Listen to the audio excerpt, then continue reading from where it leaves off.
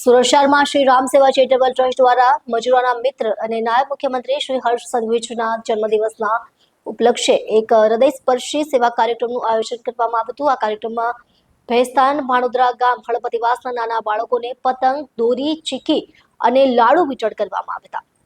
શ્રી રામ સેવા ટ્રસ્ટ દ્વારા નાયબ મુખ્યમંત્રીના જન્મદિવસ નિમિત્તે સેવા કાર્ય કર્યા હતા। કાર્યક્રમ બપોરે 12 થી 1 વાગ્યા દરમિયાન સમાપ્ત થયો હતો, જ્યાં બાળકોના ચહેરા ઉપર ખુશી અને આનંદ સ્પષ્ટ દેખાઈ રહ્યા હતા। ઉત્સવનું વાતાવરણ હતું, જેમાં બાળકોને મકર સંક્રાંતિની પૂર્વ સંધ્યાએ પતંગ ઉડાડવાની સામગ્રી આપતા ખૂબ જ ઉત્સાહિત થયા હતા।